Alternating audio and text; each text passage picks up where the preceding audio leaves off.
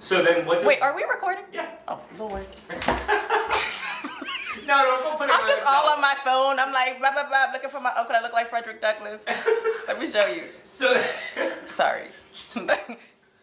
Not saying with his hair cut down. Totally. We See? should send him.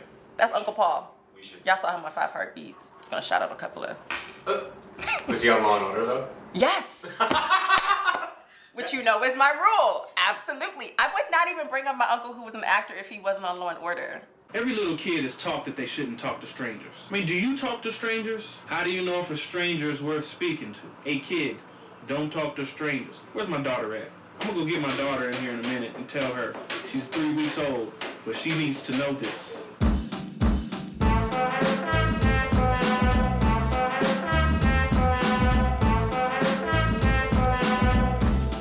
You know, to be honest, I feel like there's always been things in my life, different characteristics about me that have always marginalized me from one point of center.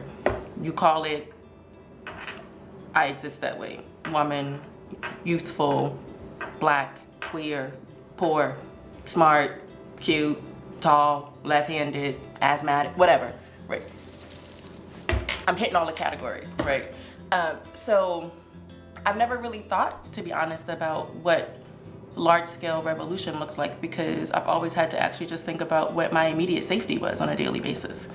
And if you don't have a huge cohort, and I don't mean just black and brown people, I mean if you don't have, right, the privileged individuals who also recognize that there's a disparity, then it's hard to actually really sort of concretely, because I'm a very literal person, it's hard for me to really sort of imagine what that would look like when I understand what the systems are, and I understand the norms, and I understand what all of those tools are and all of those infrastructures, right? Because I recognize that they don't function in any way to really actually relieve me of any of those harms or any of those ills, right? They're not designed for individuals to actually revolt, right? So for me, revolution in that sense, to think about it in a sort of mass way, outside of, and I don't mean, when I say revolution, I don't mean like the physical fighting, because we've done that before. I think there are other ways, not that I don't think that that's appropriate at times, I just think that there are also other ways that we can combat some of these issues. And so for me, when I think about that, I'm not the rootin', tootin', gun slinging individual. So that wasn't gonna be my version of revolution. So I don't know how to really think about it otherwise. Well, then what does it mean for you? Do you think you'll be able to subvert them? You can do this. We have to finish what your grandfather started. A fire won't cut it this time. We can't screw this up. Secrets are for the people. Secrets are for the people. Oh, my mere existence is revolution. The fact that I exist is a revolt. The fact that I'm happy, the fact that I'm healthy, the fact that I choose to continue to navigate in their spaces in a way that makes sense for me, and I define my own autonomy. That's revolution. Do you think you'll be able to subvert them? Do you think you'll be able to subvert them? You can do this. We have to finish what your grandfather started. A fire won't cut it this time.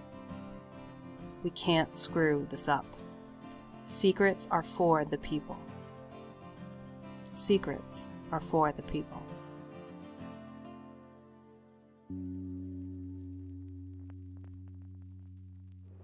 When I think about her experience, or my grandmother's, their experiences, the way I lived was unattainable.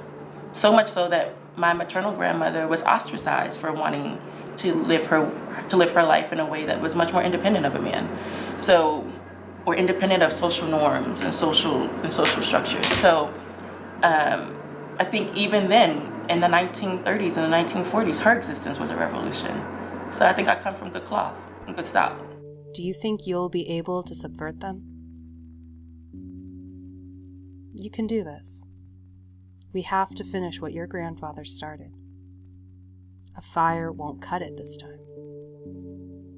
We can't screw this up. Secrets are for the people. We can't screw this up. Secrets are for the people. Secrets are for the people. You know, it's kind of like the mafia. Oh, it is, absolutely. Well, I mean, look at how it was founded, kinda. Or was the mob founded on America? Ooh, is that your next video? I'm just like, I mean, these ideas never happen in vacuums, right? True. Right? There's always a spring. It's not always, there's always a spring of thought, right? The Haitian Revolution was a spring for revolution with all sorts of Caribbean countries, right? The Arab Spring of the 90s was a spring of many South Asian countries that wanted to revolt their governments. Even Occupy Wall Street was another spring in many ways. So these ideas don't happen in vacuums. They happen because we have a connectivity and a responsibility to each other. And those vibrations, even if we ignore them on a physical level, they still exist and are thriving on a metaphysical one. And the more you ignore it, the louder it gets. Until you can't deny hearing it. I mean, to be honest, people have more power than they actually possess. Right. That's it. That's the one thing I think people need to remember. These things only happen because you allow them. And if you don't communicate them, if you allow them to continue to happen in silence, if you continue to silo, if you continue to seek differences, if you continue to try to, protect only what you know and only support this idea of individual values, PTBs, the powers that be, they always win. You will not replace us! You will not replace us!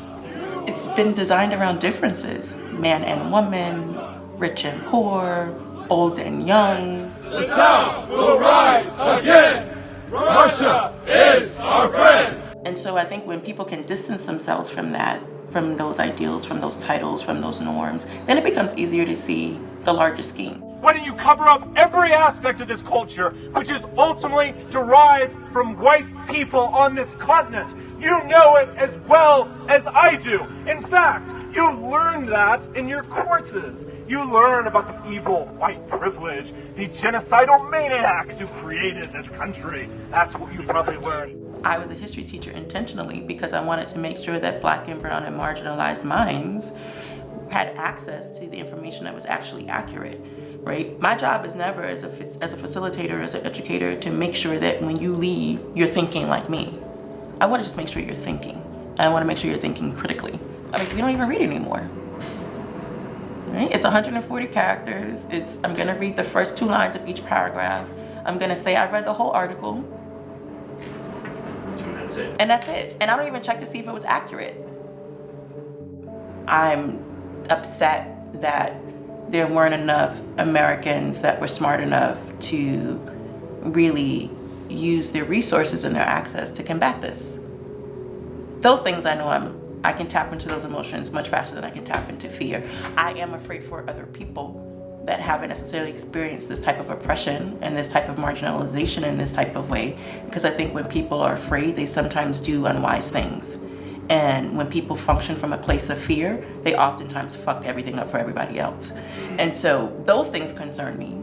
Like what? Just sheer xenophobia. Just even thinking about what that looks like with McCarthyism in the 40s, right? Fear does crazy things to people. So if that fear is just blinded and it's not rationalized and it's not sort of like couched in some way, who knows what happens in the near future with respect to individuals who've never experienced this before quite in this way, and particularly here. So that's something that's real for me. And more importantly, oftentimes when people are afraid, they don't really want to fucking listen. Listen to other people who've experienced something like that, right? Because clearly you didn't read a book or 2. Okay, so now listen. We can audiobook it for you. We can get you in it. Okay.